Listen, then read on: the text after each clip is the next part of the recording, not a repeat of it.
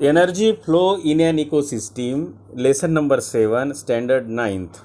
परिसंस्थेमधील ऊर्जा प्रवाह यामधील आपण द कार्बन सायकल याबद्दल आपण या व्हिडिओमध्ये बघणार आहोत.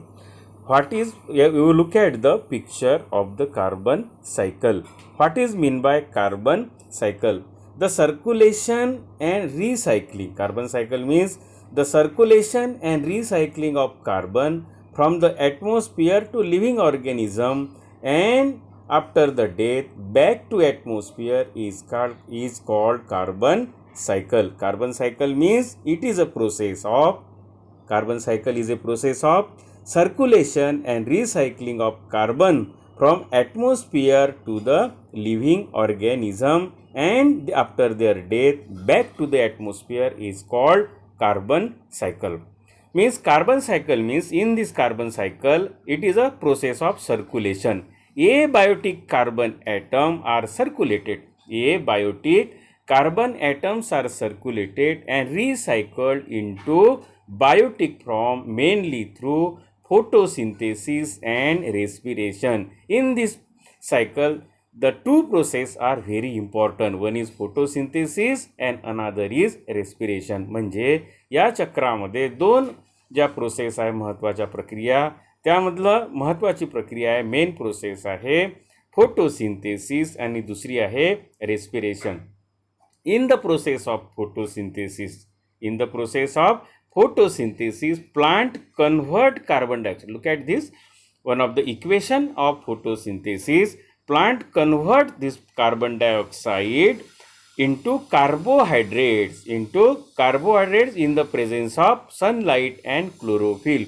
Sugar C6H12O6 is a very simple carbohydrate. Sugar is a very simple carbohydrate by the process of photosynthesis, and in this process oxygen is released. Oxygen and water is released. This is the process of photosynthesis. And another process is known as respiration. In the respiration, what happen in the respiration? This sugar carbohydrate is converted in mitochondria into carbon dioxide and energy. We get energy in the process of respiration. Okay, these two processes are very important. The carbon cycle is one of the important biogeochemical cycle. म्हणजे या चक्रामध्ये जीवभूरसायन चक्र जे आहे बायोजिओकेमिकल cycle हे अत्यंत महत्त्वाचं असं आहे. आपण आताच पाहिलं, plant convert carbon dioxide into carbohydrate by the process of photosynthesis. Similarly they produce carbon compounds like proteins. आणखी काय तयार करतात ते? शुगर सोबतच कार्बोहायड्रेट सोबत protein and fats. Herbivores feed upon the plant. जे हर्बिओर्स आहे या ठिकाणी आपण पाहतो, या ठिकाणी सूर्यकिरणापासून वनस्पतींनी हरितलवकाच्या द्वारे जे या ठिकाणी कार्बोहायड्रेट्स तयार केलं आणि त्याचं रूपांतर बायोटिक कार्बनमध्ये केलं. बायोटिक वातावरणातल्या कार्बनपासून सजीव कार्बन म्हणजेच कार्बनी पदार्थामध्ये केलं, बायोटिक कार्बनमध्ये रूपांतर केलं. या बायोटिक कार्बनचा जो उपयोग आहे हे हर्बिओर्स करतात. हर्बिओर्स म्हणजे शाकाहारी. आपल्याला या ठिकाणी गाय दिसते आहे. हे जे शाकाहारी प्राणी असतात, हर्बिओर्स म्हणजे शाकाहारी प्राणी म्हणजे जे प्राणी वनस्पतींवर अवलंबून असतात अन्नाकरिता, त्यांना शाकाहारी प्राणी म्हणतात. Herbivores feed upon the plants and carnivores means मांसाहारी प्राणी हे शाकाहारी प्राण्यांवर अवलंबून असतात. In this way biotic carbon is transferred from plant to herbivores, from herbivores to carnivores and carnivores to apex consumers. आणि आफ्टर देअर डेथ म्हणजे त्यांच्या मृत्यूनंतर आपण पाहतो, हे सर्व हर्बिओर्स असो की कार्निव्होर्स असो, यांच्या मृत्यूनंतर डिकम्पोजर्स जे असतात, ज्यांना आपण मृतोपजीवी म्हणतो, fungus and micro organisms, bacteria are called the decomposers. Eventually after the death of all consumers, या सर्व कन्झ्युमरच्या मृत्यूनंतर काय होते, are decompose by decomposers like bacteria and fungus. काही बॅक्टेरिया आणि फंगस काय करतात, त्यांचं डिकम्पोजिशन करतात. डिकम्पोजिशन म्हणजे त्यांचं रूपांतर सिंपल कार्बनमध्ये करतात.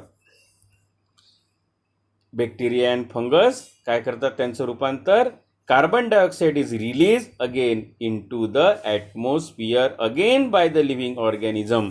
In this way the carbon is continuously passed on from one living organism to the another after the death. म्हणजे after the death of the living organism, carbon goes to the atmosphere and is taken up by the organisms. आपण या ठिकाणी पाहतो की हा वातावरणातला carbon वनस्पतींनी घेतल्यानंतर त्यांचं त्यापासून तयार झालेलं अन्न शाकाहारी प्राणी, शाकाहारीपासून मांसाहारी प्राणी, मांसाहारी प्राण्यापासून टॉप कन्झ्युमर आणि त्या सर्वांच्या मृत्यूनंतर डिकम्पोजर्स काय करतात, परत ते वातावरणात त्याला मिसळवतात.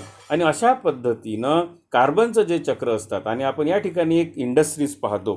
Carbon dioxide is also release atmosphere through abiotic process like burning of fossil fuels.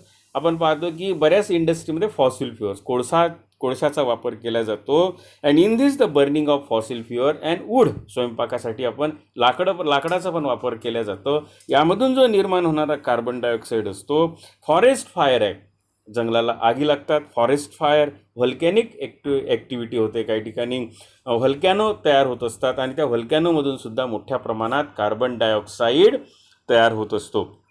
Oxygen is release in the process of photosynthesis. आपण या ठिकाणी पाहिलं होतं in the process of photosynthesis. हे जे फोटोसिंथेसिसची प्रक्रिया आहे, यामध्ये ऑक्सिजन हा रिलीज होत असतो. Oxygen is release in the process of photosynthesis and carbon dioxide through respiration. आणि रेस्पिरेशनच्या प्रोसेसमध्ये काय होते, कार्बन डायऑक्साईड. रेस्पिरेशनच्या प्रोसेसमध्ये कार्बन डायऑक्साईड आणि फोटोसिंथेसिसमध्ये ऑक्सिजन रिलीज होते.